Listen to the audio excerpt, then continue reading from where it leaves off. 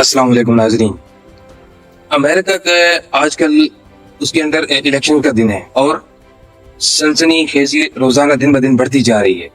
امریکہ کے اندر پریزیڈنٹ کی کینڈیڈیٹ ہیں ڈیموکریٹس کی کمالا ہیرس، اور ریپبلکن کے جو کینڈیڈیٹ ہیں وہ سابقہ صدر جو کہ بائیڈن سے پہلے صدر تھے ڈونلڈ ٹرمپ، وہ ہیں. اور ان کے جو رننگ میٹس ہیں دونوں کے، ڈونلڈ ٹرمپ کا جے ڈی وینس ہے اور کمالا ہیرس کا ٹیم والز ہے. اور آج کل ڈیموکریٹک نیشنل کنونشن شکاگو کے اندر چل رہا ہے، جو کہ آج اس کی دوسری رات تھی، اور اس کے اندر سابقہ صدر اوباما نے اسپیچ کی اور انڈیپینڈنٹ سینیٹر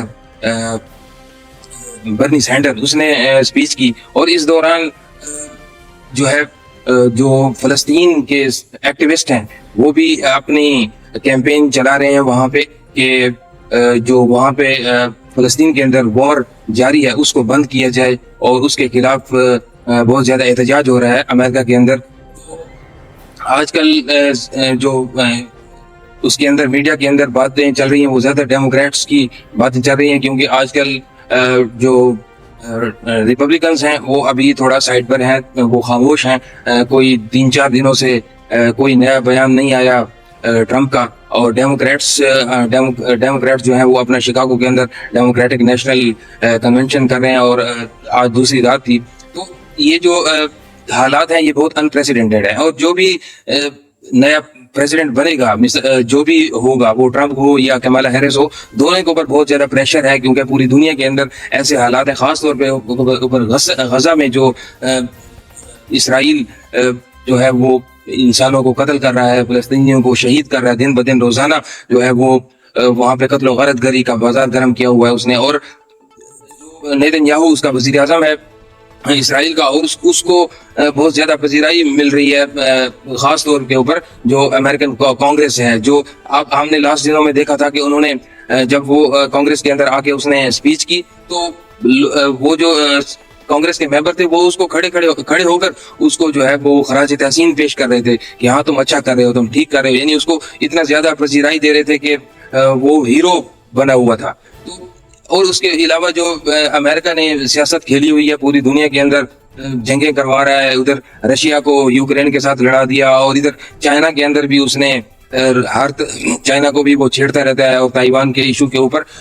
جو بھی پریزیڈنٹ بنے گا نا اس کے اوپر بہت زیادہ پریشر ہوگا. اور پھر امریکہ کے اندر خود جو ہے وہ کافی زیادہ عوام جو ہے وہ مسائل کا شکار ہے. ابھی جو کمالا ہیرس نے دوسری رات کو جو ڈی این سی جو ڈیموکریٹک نیشنل کنونشن کے اوپر اسپیچ کیا، اس نے اپنا اکنامک ایجنڈا دیا، اور اس نے کہا کہ میں اکنامک جو اکانومی ہے اس کے اندر جو ہاؤسنگ کے اوپر جو ان کے گھروں کے مسائل ہیں، گھر نہیں ہے لوگوں کے پاس امریکہ کے اندر، تو وہ گھر دے گی، اور جو باقی اخراجات ہیں گروسری وغیرہ کے اس کے بھی وہ پرائس کنٹرول کرے گی.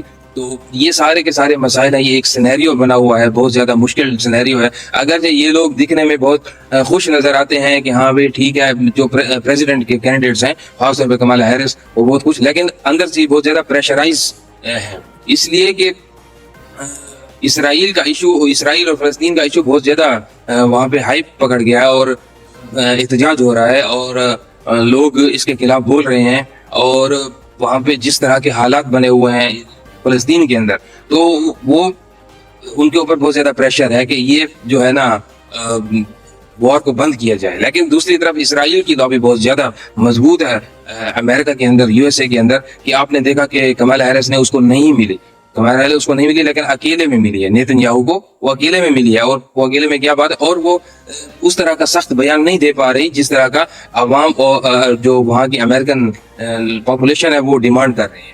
تو اس کے علاوہ اور بھی زیادہ ایلینوائے کی جو ہاسپٹل ہے، یونیورسٹی، اس کے جو نرسز ہیں وہ بھی احتجاج کر رہے ہیں. وہ بھی چند میل کے فاصلے کے اوپر انہوں نے احتجاج کیا ہے.